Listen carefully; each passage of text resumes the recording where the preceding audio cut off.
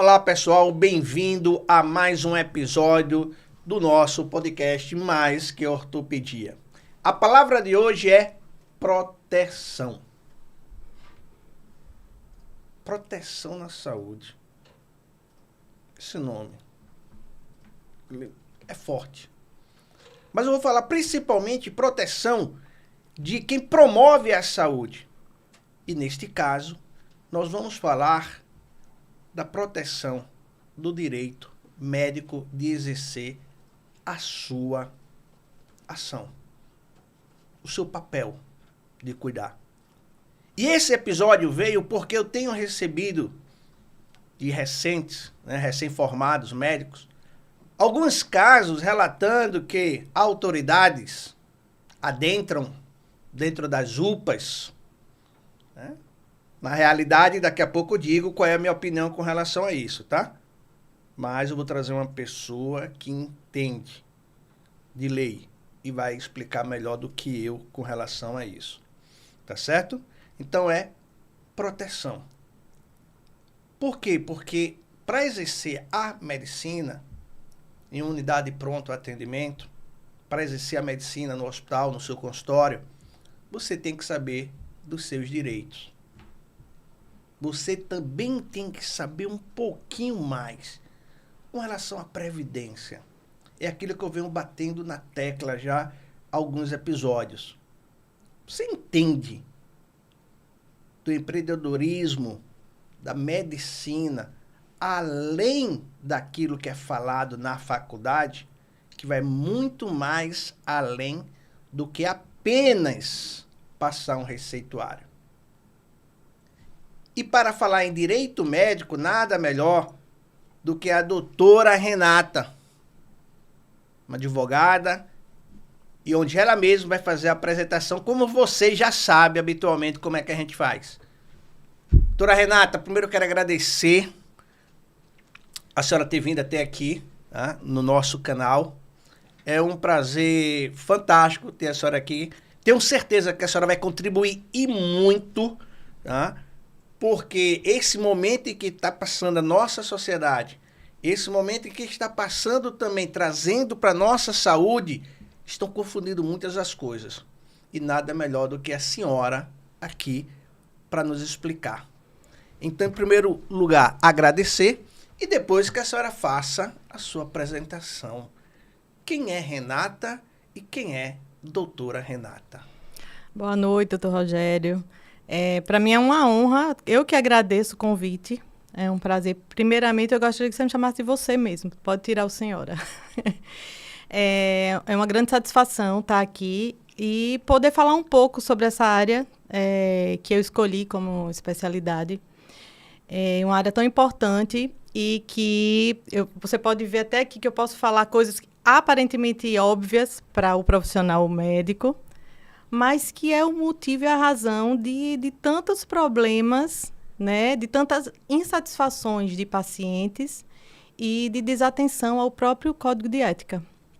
Então, com relação a me apresentar, me chamo Renata Almeida, né? A Renata é mãe, né, primeiramente, e com muito orgulho, mãe de 2 filhos lindos, a avó, né, do meu netinho maravilhoso, e uma pessoa que gosta de viver, uma pessoa alegre, uma pessoa que graças a Deus, tenho muitos amigos e que gosto de fazer amizades por onde eu passo. Desculpa que eu gosto sempre de quebrar, assim, sabe? Esse negócio tudo. Você falou de 2 filhos lindos. Quem são? Uma eu sei que você conhece, que é a Duda Aracaki, que ela é capitã da Seleção Brasileira de Ginástica Rítmica de Conjunto, né, que inclusive está aí na reta final de preparação para o Campeonato Mundial, que vai ser pela primeira vez sediado aqui no Brasil, no Rio de Janeiro, agora dia 20 a 24 de agosto. E do Emerson Toshio, que está seguindo assim, os passos da mãe no direito. Mas é isso. E o meu netinho Léo, filho dele, né? Do mais velho, obviamente, não da Duda. Mesmo porque nem dá tempo, né? Tanto treinamento, a performance e tudo, aí complica. Gente, complicado. Só para você ver, tá certo? Ó, a capitã Da seleção brasileira, não é isso? É isso. É alagoana. É. É de Maceió. É isso mesmo. Só para vocês verem E como temos a gente outra, tem viu? potencial. Tem Temos outra, né? tem outra alagoana lá que também está na seleção e também está lá na preparação, a Bárbara Galvão. A Bárbara, não é que isso? também é daqui. Então, quero parabenizar, porque na realidade, Temos. normalmente você tem pai trocínio, tem mãe trocínio, e falta um pouquinho das autoridades começar a olhar, É verdade. tá certo? Para quem gosta e faz esporte e nos representa muito bem. Mas, Agora a doutora Renata, né? doutora Renata, Pois é, eu sou advogada especialista no direito médico e da saúde e direito previdenciário, né? Tanto a parte do regime geral, né, como os regimes próprios de previdência social. Sou advogada do Sindicato dos Médicos de Alagoas já há 6 anos e sindicato também e advogada também do Sindicato dos Odontólogos há 2 anos. Vou falar um pouquinho do meu currículo, né? Sou coautora em um livro sobre o direito médico, o direito, na verdade, preventivo, direito à saúde, né? Onde tem vários artigos, é um projeto bem interessante, que são vários artigos, né? Sou coautora desse livro. E sou membro da Comissão de Responsabilidade Civil da Associação Brasileira de Advogados e e a conselheira jurídica da Sociedade Brasileira de Bioética, a ANADEM. Então, em resumo, é isso. É uma área que eu gosto demais de atuar, me interessa muito, sempre gostei muito da área essa era a minha pergunta. Por que você escolheu o direito médico? Eu costumo dizer que o direito médico me escolheu.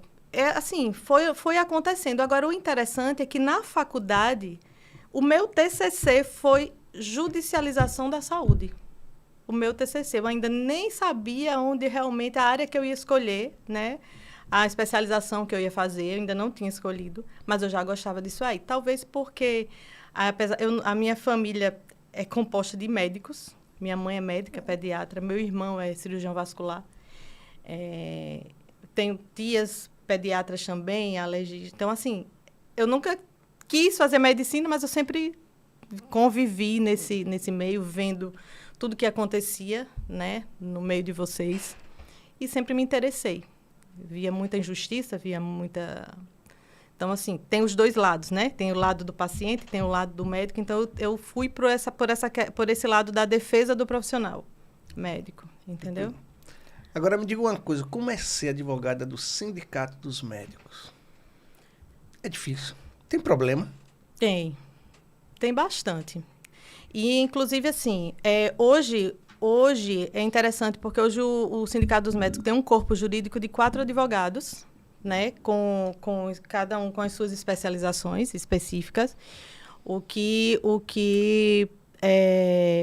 chega a ser um benefício muito bom para os seus filiados, porque ele garante mesmo, assim, por exemplo, na defesa médica, né, ele está procurando, o afiliado que procura o sindicato, ele tem a prestação do serviço, inclusive de forma gratuita, porque o sindicato proporciona isso para os seus filiados, e com advogados realmente especialistas, não são generalistas, entendeu?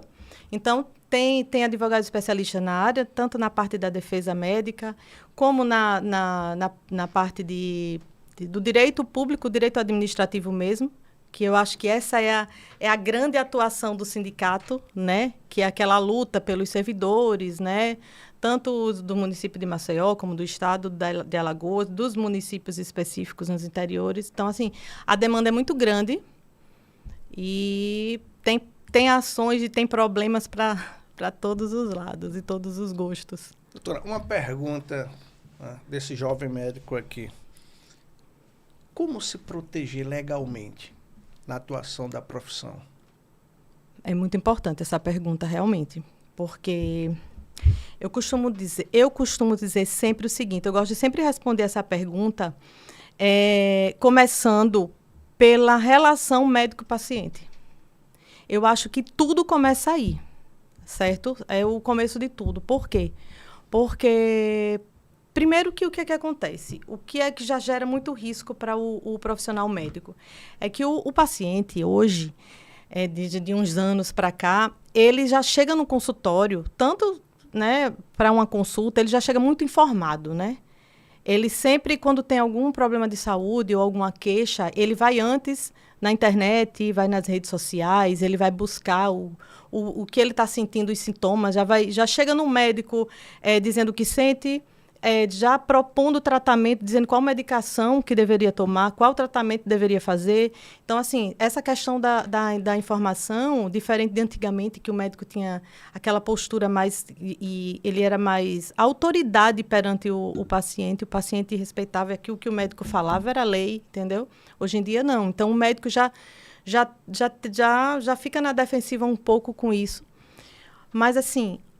A relação médico-paciente, quando o médico se preocupa em acolher mais o seu paciente, em ter aquele olhar mais humanizado de verdade, de ouvir o seu paciente, por mais que sejam situações aparentemente óbvias, ouvir cada um, porque o paciente, como familiar, ele já chega mais fragilizado, né, seja com o problema que for. E isso daí já é uma forma do médico se proteger. Por quê? Porque... O paciente que se sente acolhido, ele dá uma credibilidade maior e ele fica até mais flexível e mais amigável, até para uma situação de ter algum problema, alguma intercorrência num possível procedimento ou tratamento.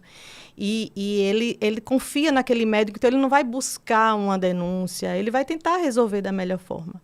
Né? Eu sei que tem situações, por exemplo, unidades de saúde que superlotadas, demanda imensa de atendimentos. Aí o médico, ele tenta, até por questão de tempo, ele tenta atender mais rápido, e aí termina havendo falhas nesse atendimento. Então, eu acho que a relação médico-paciente é o começo de tudo nessa prevenção, mas, obviamente, não é tudo. Né? O profissional, ele precisa estar atento a muita coisa. A documentação, o documento mais importante na proteção do médico é o prontuário. Eu acho que todos vocês têm pleno conhecimento disso, mas na prática, doutor, na prática, eu digo isso por experiência própria, eu tenho no conselho mesmo hoje muitos processos. Eu faço defesa, tenho muitos processos. E, assim, quase todos eles têm falhas no preenchimento do prontuário. E, olha, quando você não tem como... Às vezes você diz, não, mas assim, daqui pelo prontuário eu consigo provar que não houve um erro médico, por exemplo. Mas, às vezes, tem falhas no preenchimento. E o Código de Ética também tem dispositivos que falam que, se o prontuário não estiver preenchido com todas as informações necessárias, você pode ser penalizado por isso. Entendeu? Às vezes não houve dano ao paciente. Vamos lá, você sofreu um processo, mas assim, não houve dano. Mas o CRM observou que não prontuário, não preencheu o prontuário naquela data específica. Né? O paciente estava internado, ficou vários dias internado, o conselho pede a cópia do prontuário, ele começa a analisar, não, mas aqui não tem preenchimento nessa data, não tem nessa data. Então, ele vai no relatório dele, né, enquanto sindicância, ele opta pela instauração de um processo ético com indícios de infração aos artigos tais e tais, que é justamente os artigos do Código de Ética que fala na obrigação do preenchimento do prontuário. Então, às vezes, você termina, no final, sofre o processo ético e é condenado, lógico, com uma pena simples, mas é o seu nome ali, entendeu? Então, assim, são... Você deixa de ser réu primário. É, em tese, isso. Entendeu? Então, assim, o preenchimento completo, detalhado, inclusive na ordem cronológica certinha, isso ajuda não só o próprio paciente, o próprio profissional que tiver acesso ao documento do paciente, do prontuário, que vai dizer, não, ele vai olhar e vai dizer, tá, aqui está todas as anotações, o histórico dele está aqui, tudo muito bem preenchido, e dali ele vai poder pegar o paciente do meio para frente, sabendo mais ou menos por onde começar, porque ele tem um histórico. Então, isso protege tanto para o paciente como o médico. Então, inclusive, algumas observações que aconteçam, alguma percepção que você tenha no atendimento. Aconteceu uma situação aqui que eu não... mas acho que isso não é importante, não. Anote, coloque uma observaçãozinha, porque lá na frente ninguém sabe o que é que pode surgir. né? E, além disso, outras situações importantes para a questão da prevenção é documentação, é a questão do consentimento informado. Quando a gente diz assinar termo de consentimento informado, termo de consentimento livre e esclarecido, não é só você chegar àquele termo pronto, padrão, e pedir para o paciente assinar. É você realmente conversar com aquele paciente. Você fornecer, você passar todas as informações relativas ao possível tratamento ou a medicação que ele precisa tomar, as alternativas que tem para ele, a sua opinião. Olha, eu acho que o caminho melhor é esse, mas também tem esse. É mostrar os riscos e os benefícios, as vantagens de uma opção ou da outra opção que ele escolher. Então, colocar o paciente para participar, ele ter autonomia realmente para poder decidir onde ele quer, o que ele quer fazer, entendeu? E depois disso, ele assinar esse termo específico para cada tipo de procedimento, de tratamento, de tudo, e não o padrão, porque isso daí não protege. Existem inúmeras condenações, tanto no Conselho como condenações judiciais, com termos de consentimento. Não, teve um problema, isso é possível de acontecer numa cirurgia, ele assinou, ele tinha conhecimento disso, disse, não, o juiz olha, né, e diz, não, mas esse termo aqui, qualquer um, você chega numa clínica, entrega para você, você tem que fazer, você tem que preencher. Então, é mais sabe aquele contrato de adesão que você chega e assina porque tem que assinar? Então, assim, na verdade, ele não foi bem informado. Então, na realidade, você tem que ler com o paciente ou você tem que entregar alguns dias antes o padrão? O interessante é você ler com o paciente, é você explicar basicamente o que está ali naquele processo ou naquele documento. É você explicar ao paciente todo o passo a passo do que vai acontecer, do que ele vai passar. Se for um procedimento cirúrgico, se for um exame específico, né, tem uns exames que exigem mais, que é mais complexo. Uhum. Se for um tratamento com medicações X ou medicações Y, vai dizer, olha, para o seu caso, a medicação é essa, o tratamento é esse. Porém, tem esse caminho também, né, que pode ser menos doloroso, porém esse aqui é mais eficaz, e deixando claro para ele os riscos, e ele vai ficar bem informado de verdade. E depois disso ele assinar. Então, isso ainda é uma grande falha que tem em clínicas médicas, em consultórios, em hospitais. E assim, muito importante que o médico ele invista numa assessoria preventiva, entendeu? Não só com isso, porque a gente tem todo tipo de documento específico para cada tipo de procedimento e de tratamento, a depender da especialidade. Entendeu? Doutora, isso vale tanto para o SUS como para o convênio particular, assim? Vale para os dois. Ou tem alguma coisa assim com relação ao SUS que você tá mais coberto? Com relação ao SUS, o que é que acontece? É lógico que às vezes foge da sua alçada, foge até você diz, não, mas ali eu não tenho como médico eu colocar o meu documento aqui, porque já é tudo da própria instituição. Mas na hora de um problema é o seu nome que está ali. Só que o que é que acontece? Quando é questão do SUS, se acontecer, vamos lá, aconteceu um erro médico e o paciente entrou, às vezes entra a defensoria, né? Entrou contra, vamos lá, é uma instituição do município. Aí entrou contra o município, né? Contra aquele hospital e contra o médico. Então, assim, quem atua, né, nesse tipo de defesa sabe que nas ações contra o médico, nos pacientes que estão pelo SUS, a gente já coloca na defesa como preliminar que ali o médico ele não pode, ele tem a ilegitimidade passiva, a ilegitimidade passiva dele. A gente cita isso por quê? Porque o médico ele não pode ser, ele ali está como agente público. Ele atuando como agente público, quem deve ser quem deve ser responsabilizado é o município ou o estado, tá? Agora, Aí, normalmente, o juiz já exclui o médico daquele polo passivo e o processo segue contra o município, contra aquela instituição. Agora, obviamente que, no final, se ficar provado que houve erro médico, a instituição pode entrar com ação regressiva contra o médico. Eu confesso que, assim, pelo menos eu não tenho nenhuma experiência com isso, né? Mas, normalmente, quando entram contra os dois. E aí, o médico, querendo ou não, ele vai precisar se defender. Por mais que ele saiba que vai conseguir sair dali, mas ele vai precisar contratar um advogado, ele vai precisar entrar juntar a sua defesa lá e tem todo um desgaste aí, tem todo um gasto com recursos, com tempo, desgaste emocional e tudo isso, entendeu? E essa questão preventiva também envolve outras situações. Por isso que também é bom a equipe de advogados de várias áreas. Porque essa questão preventiva não é só contra a defesa, contra denúncias no conselho, contra defesas em processos judiciais.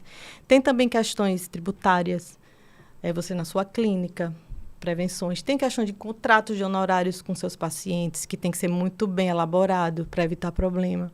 Tem questões de contratos de aluguel de sala. Então, assim, são inúmeras situações em que é muito importante que o médico se preocupe nessa questão da prevenção. Entendeu? A gente chama de defesa preventiva. Preventiva, né? E não a defesa reativa. Isso. E é por isso que eu falo sempre para vocês, tá?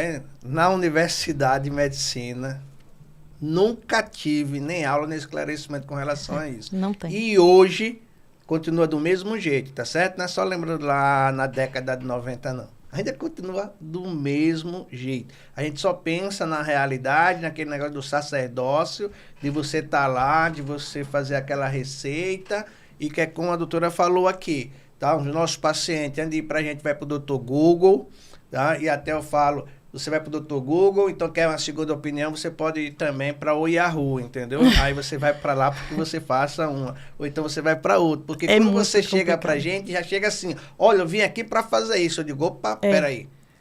E com a inteligência artificial agora? Agora com a também, inteligência artificial. Que ele já chega com a resposta pronta. Ele faz uma pergunta, a inteligência artificial joga lá, você vai seguir esse procedimento todo aqui.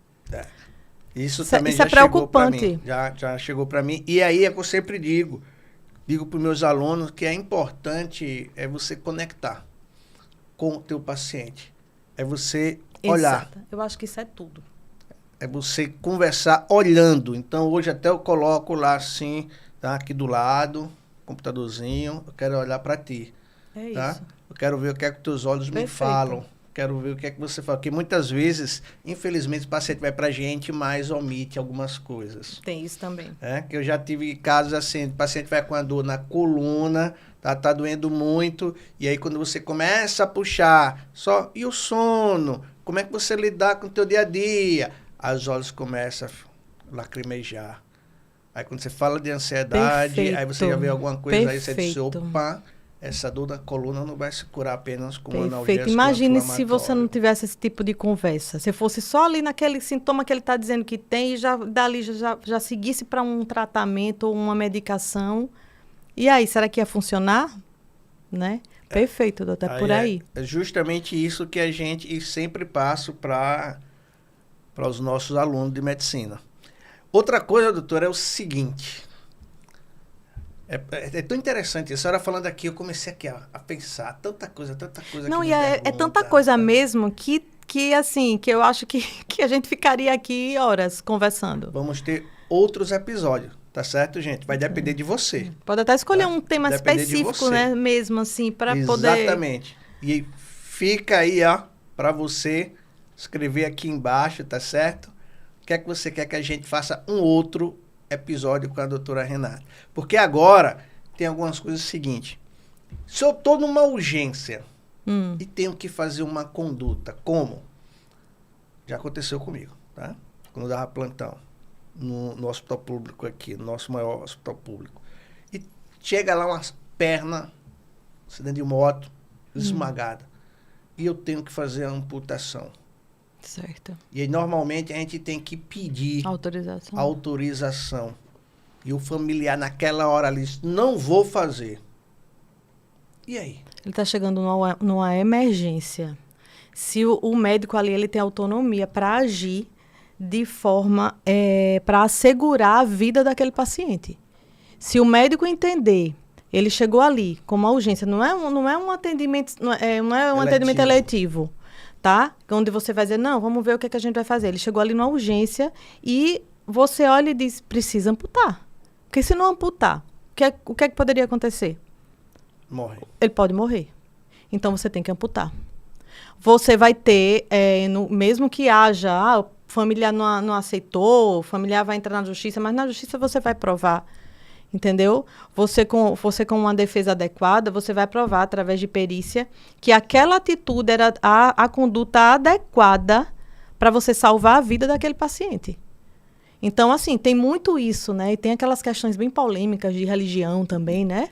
Era a minha próxima pergunta, quando você chega lá com relação principalmente usa ou não usa isso sangue? Isso é questão discutida, inclusive, isso aí até na faculdade a gente vê muito essa questão que vai para o STF, porque, mas chegou ali, não é emergência, o paciente precisa de sangue. Então, você não tem nem tempo de ir atrás da família para pedir autorização. Muitas vezes você não tem. Tem que fazer a transfusão. E aí, depois, vai conversar com a família e tentar resolver. Se a família procurar a justiça... Porque, assim, é aquela coisa, né? Inclusive da prevenção. A prevenção não vai impedir que você seja processado.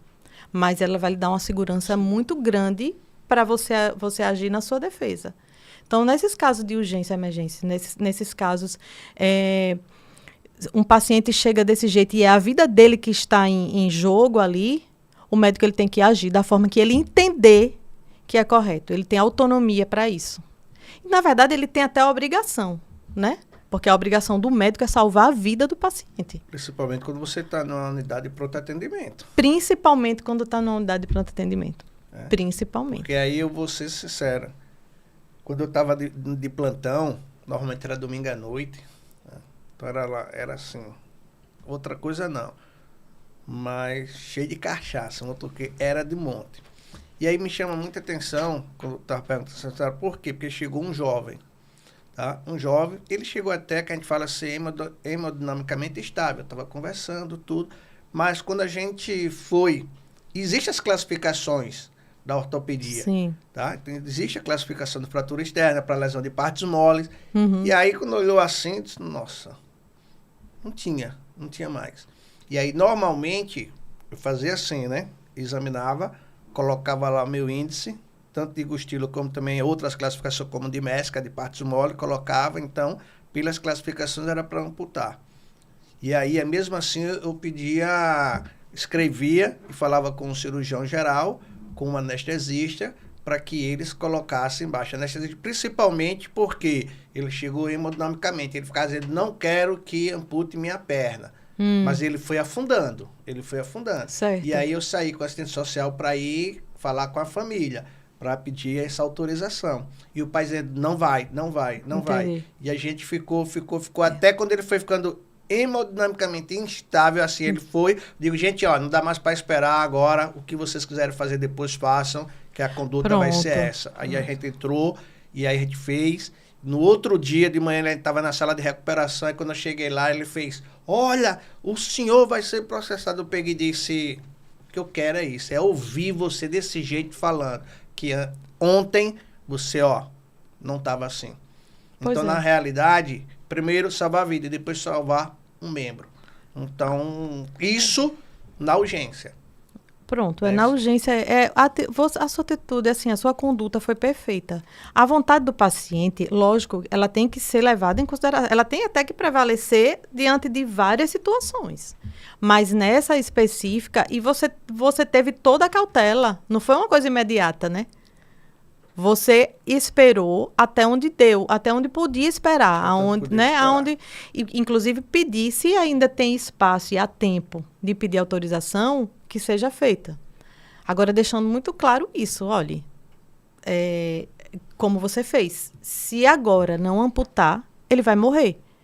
Então, vocês preferem ele com os 2 membros dentro de um caixão ou com um membro vivo, né? E mesmo porque é uma situação muito situação complicada. Que... Não é fácil. Eu falo assim, não é simples. Não estou dizendo que é simples. Eu estou dizendo que a sua pergunta foi justamente por causa desse receio que o profissional tem, depois passar por um processo e ser condenado. Entendeu? Então, lógico que não é, então chegou, eu já vou fazer. Não, não é assim. Não é vocês assim. Sabem o que devem fazer, vocês sabem o que tem que avaliar. Existe o risco de vida, o risco de morte, na verdade, existe. Se amputar, se não amputar, a chance dele não sobreviver é quantos por cento? Quase 100%? Então, o médico tem... Porque se isso acontecesse, pode ter certeza... Se ele viesse a óbito, por conta disso, com toda certeza, um processo você iria passar. Essa é a minha pergunta, assim, se você vai e acata a responsabilidade dos familiares do paciente e depois vai a óbito. Aí você vai ser responsável, certamente porque naquele momento você é a autoridade sanitária, você é a pessoa técnica que deveria decidir, e não a paixão. Exatamente. E houve o óbito, então quando tem óbito, você sabe que tem toda uma investigação ali, já começa ali aquela investigação interna, né? Aí vem também o conselho, é comunicado, e aí o conselho se interessa em, não, quero entender o que aconteceu. Aí abre uma sindicância, entendeu? Uhum. E aí? Por que foi que você não amputou? Porque o familiar não quis. Mas espera aí, você era o profissional ali. O familiar não entende. Para a família, eles ainda acham que tem esperança de dizer, não, deixa aí, vamos tentar ver se ele sobrevive. Entendeu? Eles eles não são técnicos. Doutora, qual é o papel, a importância do Sindicato dos Médicos do ponto de vista da advocacia?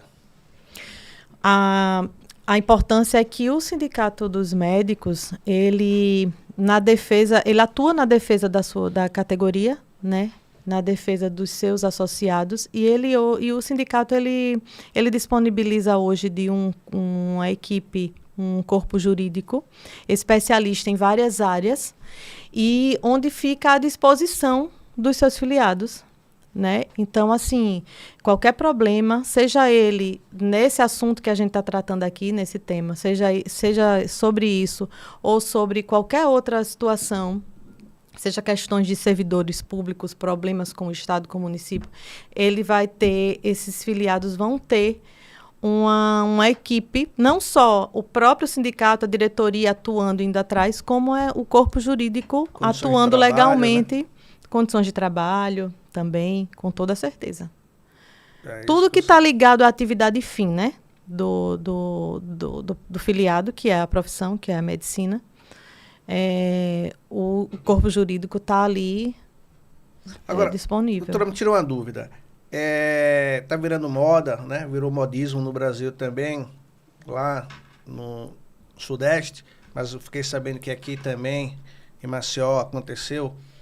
É legítimo uma autoridade, no caso, um legislador municipal, adentrar em uma unidade de pronto atendimento e ir lá no estar médico, ou até mesmo, como eu fiquei sabendo, ir na área vermelha de um hospital, onde você tem o paciente e está o médico lá, tá? Foram 2 casos. Um, ele estava atendendo na área vermelha, mas gostaria que fosse atender logo o outro, o paciente estava na área amarela. E o outro foi até lá no estar médico. Isso é legal? Isso é legítimo? Não é. Ele não pode fazer isso. Ele, mesmo que ele alegue estar agindo como uma autoridade, o poder dever, ele tem até o poder dever de fiscalização, mas existem outros meios de ele fazer isso. A partir do momento que ele invade uma área vermelha, ele invade um estar médico, ele está aí descumprindo várias normas, inclusive normas sanitárias.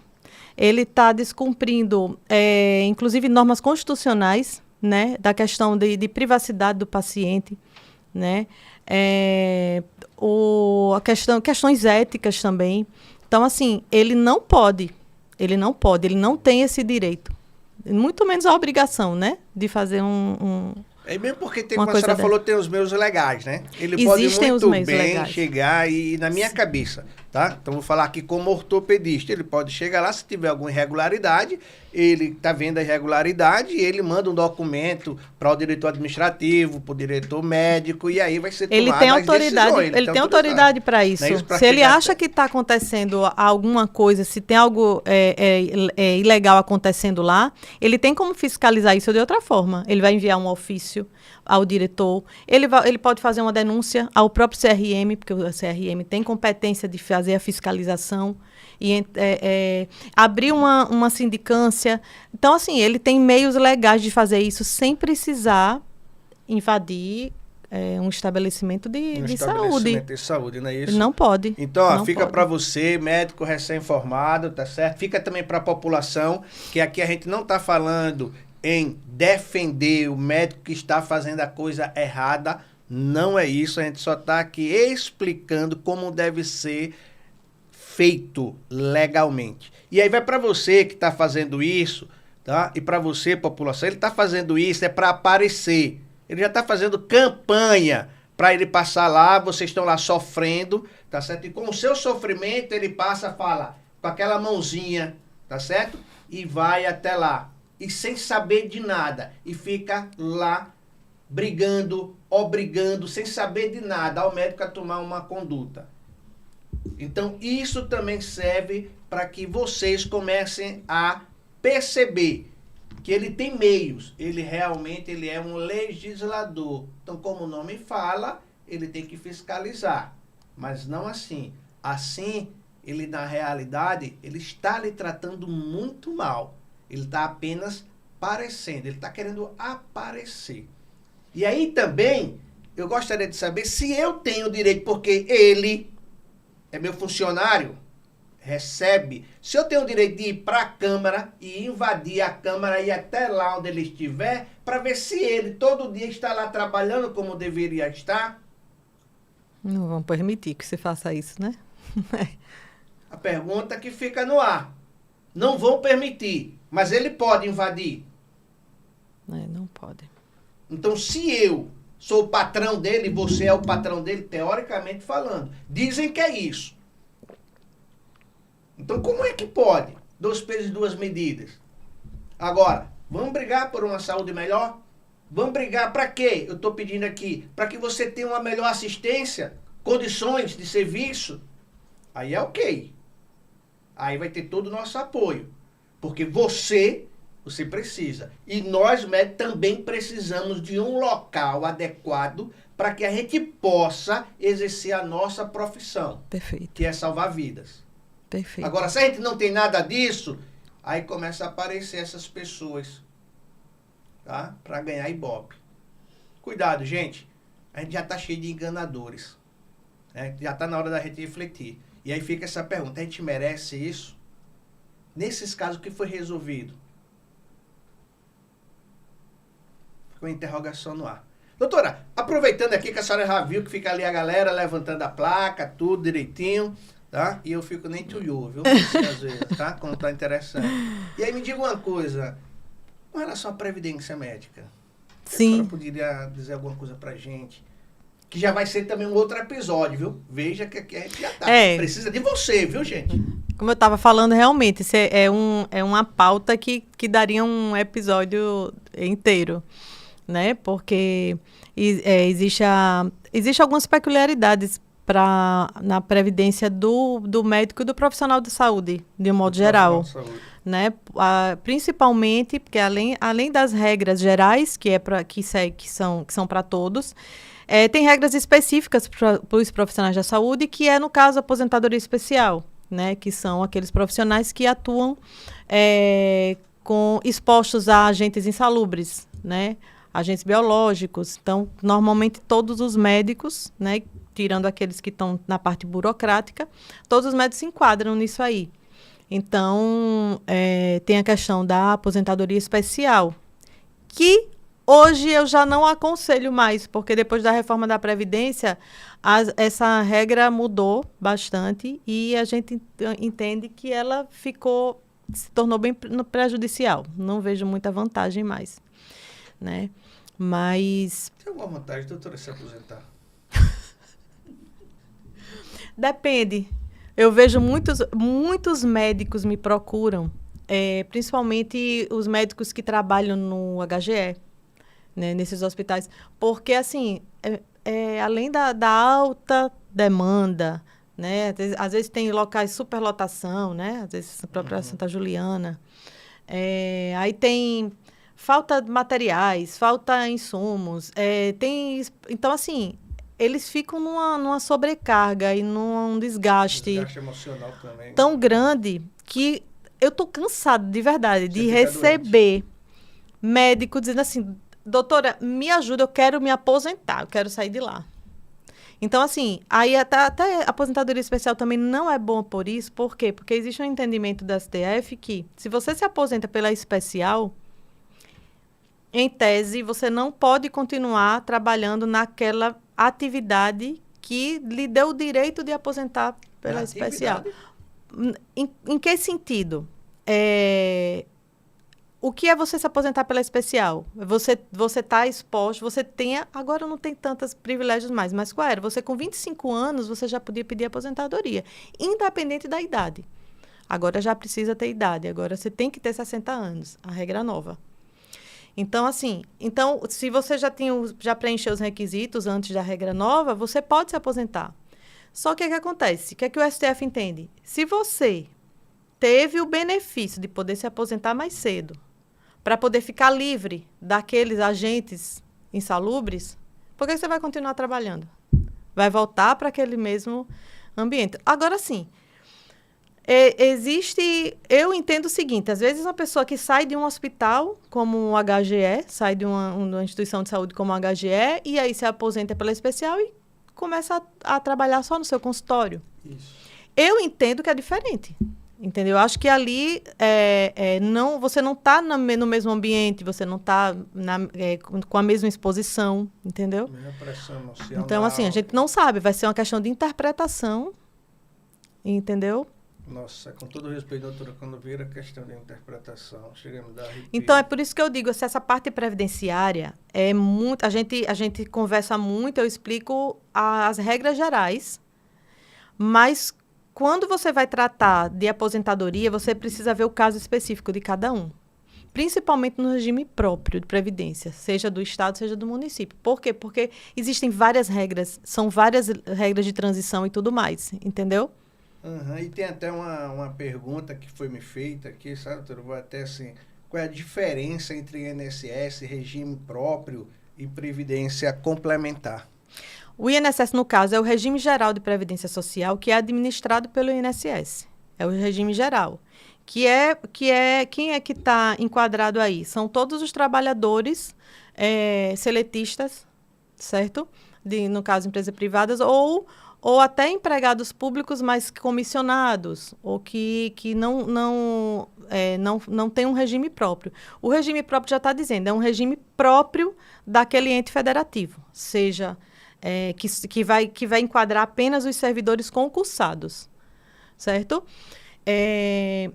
E tem a lei própria deles, né? O do regime geral né? Tem a regra geral, que é para todos, tem os regimes próprios, que cada ente federativo tem as suas peculiaridades, tem as suas normas.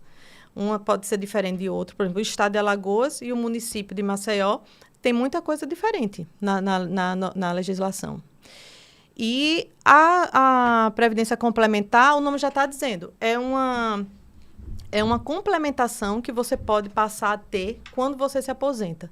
O servidor público, ele pode começar a fazer pagar a contribuição complementar para, quando se aposentar, você receber mais do que em tese você vai receber quando você... Porque, por exemplo, quando o servidor público se aposenta, ele perde muito já da sua remuneração, né? Eu ia chegar lá, tá? Porque perde muito. Me desculpa. Ó, gente, só para você entender, tá? Você passa aquele tempo todinho numa porta de entrada de um grande hospital público, onde você tem o teu salário e o resto é gratificação. Gratificação, insalubridade. Insalubridade. A partir do momento que você... Olha só, tá? Olha o presente. Você vive com aquele patamar. Aí, quando você se aposenta, Cai pela metade. Você perde do insalubridade, você não tem direito à salário. gratificação. A gratificação. E aí? Porque, veja, a regra do município de Maceió, por exemplo, na própria lei do município de Maceió, a lei antiga, ela dizia o seguinte, que após 10 anos de gratificação, essa gratificação se incorporava. Está na lei. Porém, a Constituição veio com a emenda constitucional 103 e disse que gratificação não se incorpora ao salário. Então, a Constituição se sobrepõe à lei. Isso. Entendeu? Então, o que acontece? Quem já tem o direito adquirido, os 10 anos, incorporou. Quem completou os 10 anos depois, não pode mais. Não pode mais. Entendeu? Então, ali já não vai ser incorporada. Aí daí já vem outras questões. Porque aí diz, não, mas eu estava contribuindo em cima disso. Aí, então, vamos tentar o reembolso disso aí. Porque se você pagou contribuição previdenciária em cima de um valor que você não vai ser incorporado ao seu salário, você tem direito a ter ele de volta. Aí já vem outras questões, entendeu? Tá, só para vocês entenderem, tá? E você, ó, na tua melhor idade, diminui o teu salário. Por isso que eu disse, não sei até que ponto vale a pena. Lógico. Estou falando assim de uma maneira geral, né? Porque você pode se organizar, você pode... o planejamento previdenciário, né? É muito importante. Principalmente o profissional da saúde, que tem vários empregos. Isso, né? Isso. Então, estou aprendendo isso na pele, tá, gente? Por isso que eu estou passando isso para vocês. Para que vocês mais novos também, na profissão, não passem. Tá? Porque ninguém nunca me ensinou isso. Então, eu estou querendo justamente passar e alertar isso a vocês. Doutora, já está encerrando já. Gostaria que a senhora, um casozinho, lembra de algum caso, sem, lógico, falar nome de nada, que foi marcante? Caso, né? Diga, tem vários, né? Tem vários. Normalmente os que mais marcam são os que são os mais fortes, assim, no sentido de... Você fala de processos, né? Isso. Em andamentos, né? Ou outro, quem sabe a senhora na área da saúde. Tô falando... sim, eu tô citando, assim, dos meus, né? Isso. Um que eu acho assim, interessante, obviamente sem citar nada, só foi de um paciente que faleceu, né? E esse médico ele está sendo processado em 3 esferas: ética, civil e criminal. Entendeu? Ele está sendo processado pela família, se tratava de um idoso. E aí eles estão questionando várias situações, estão questionando que foi uma medicação que foi administrada de forma equivocada, que não era para ter sido administrada da forma que foi.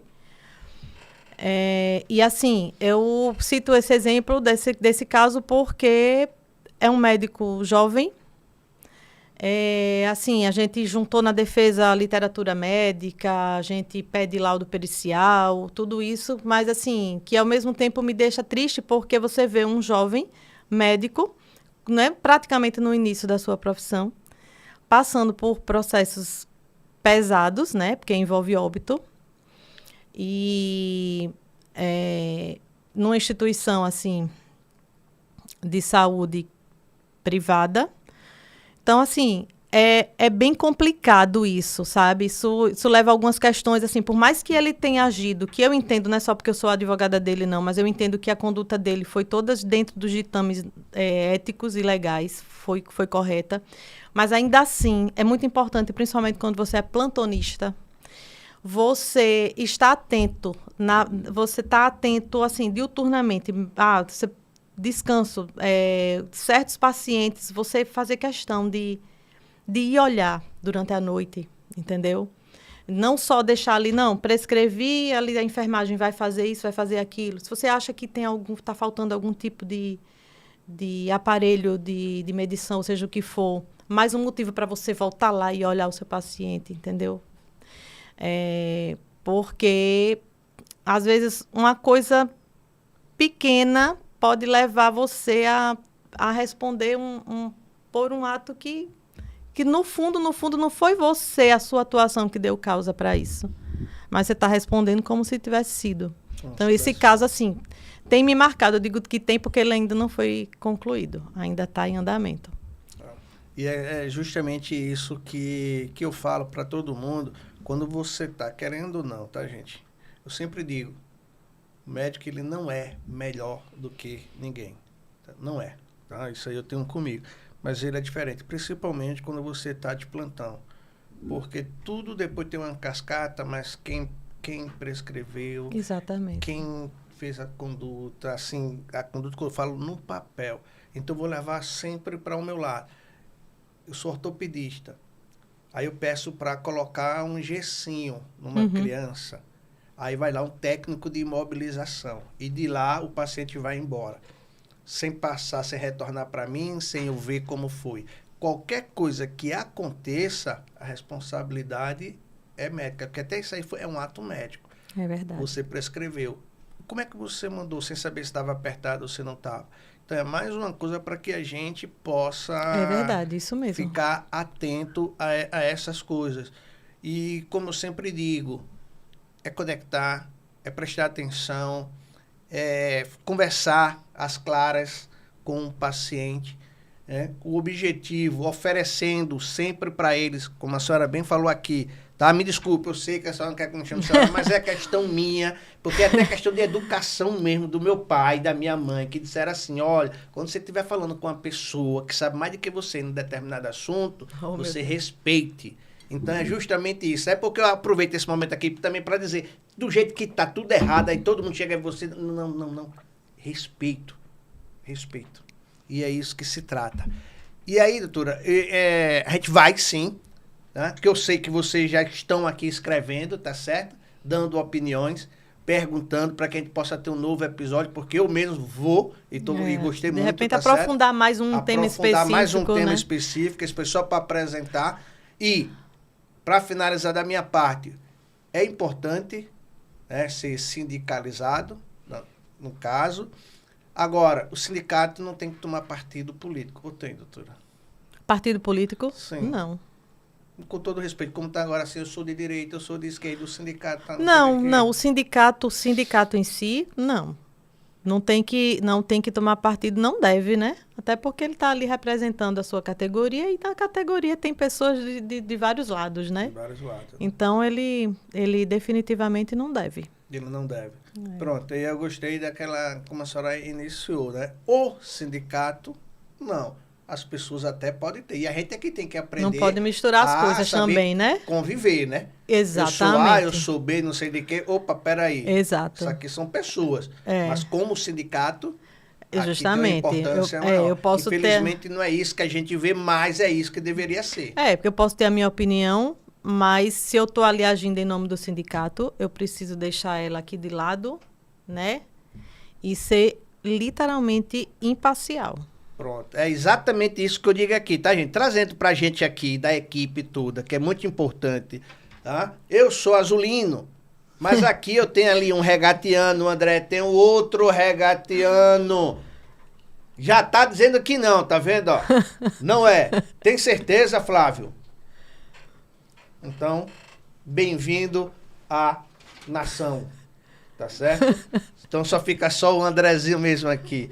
Doutora, a gente está finalizando. Quais são as suas considerações finais? E se eu precisar também, né, dos serviços da senhora, principalmente na prevenção e principalmente também na previdenciária, como é que eu faço? Então, de acordo com o nosso tema principal hoje, eu digo, minha gente, se protejam. De verdade, busquem uma orientação jurídica preventiva. Virou moda processar médico. É impressionante. Virou moda. Né? Por mais que depois eles não ganhem o processo no final, que o médico saia absolvido, mas é uma dor de cabeça extrema, assim, é um desgaste muito grande. Então, se proteja, se blindem, tá? Como eu falei, né? Eu sou advogada do Sindicato dos Médicos, mas essa é a minha especialidade, eu tenho o meu escritório também, né? Junto com um colega, que também é do Sindicato dos Médicos, a gente divide o escritório, que fica lá no The Square. Então, assim, estou à disposição para qualquer dúvida. Contatos, rede social. Né? Minha rede social tem o meu Instagram, né? Que não sei se vocês quiserem colocar aqui. Vai estar aqui, né? Também presente. Renata.almeidaadv. Acho que é assim. Acho que é. Eu vou dizer direitinho. Aqui. Vai estar aí, vai estar aí. Está aqui escrito. Meu Instagram, aqui, eu gosto de... Apesar de eu colocar coisas pessoais, mas eu faço... a maior parte dele é profissional. Eu gosto de colocar alguns conteúdos, né? Tanto, principalmente sobre o direito médico, defesa médica, direito à saúde também, né? Tem questões de plano de saúde, essas coisas. E previdenciária. É isso. Estou à disposição para tirar dúvida também. Se quiser falar comigo pelo Instagram ou o meu contato, eu também deixo disponibilizado no Instagram, meu contato de WhatsApp, né? Que meu WhatsApp é empresarial, é comercial. E eu estou à disposição. Qualquer dúvida, quero agradecer o convite. Para mim é uma honra.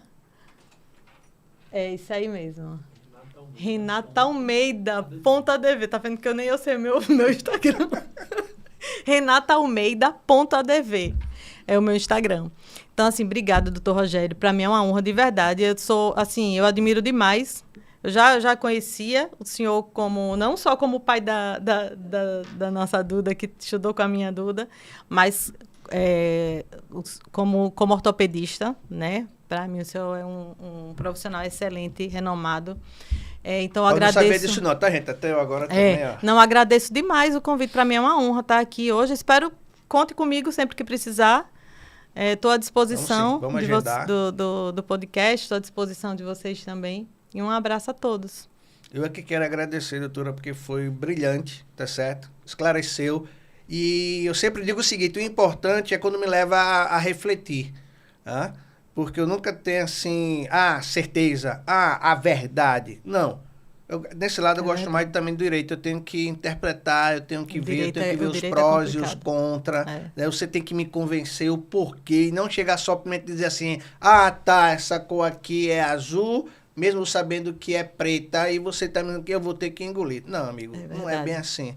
Então, na realidade, me faz refletir muitas coisas. E com certeza, tá certo, a nossa comunidade do Mais Que Ortopedia vai querer a senhora de volta aqui com um tema específico para que a gente possa e dizer à nossa presidenta, doutora Silvinha, tá, gente? Silvinha, tá? Que ela também virá aqui para que a gente possa, que vai, não vai, a gente tá, ó,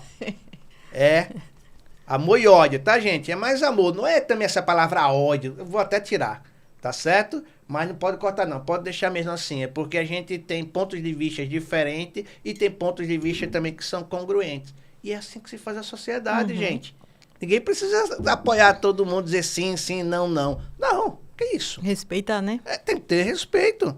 Então, na realidade, se você ficou até agora nos assistindo, tá certo? Ou escutando também no Spotify, eu quero agradecer. E se vocês têm, né, nos seus familiares, acadêmicos, médicos recém-formados, tá certo? E que está assistindo e que queiram também saber algo mais sobre o direito médico, vocês compartilhem, né? Indiquem para ele esse nosso episódio, que foi voltado para você da área de saúde, assim também como foi voltado para você, paciente. Porque quando a gente está falando aqui de direito médico, a gente está falando também no seu direito, para não ser enrolado pelos nossos representantes, que deveriam estudar mais e que estão pecando nisso. Então, mais uma vez, eu quero agradecer e lembrar você que, aqui embaixo, no cantinho, inscreva-se, comentem, façam parte dessa comunidade, dessa família Mais Que Ortopedia. Você faz parte, aqui você pode comentar, seja crítica positiva ou negativa, você tem o direito, ok?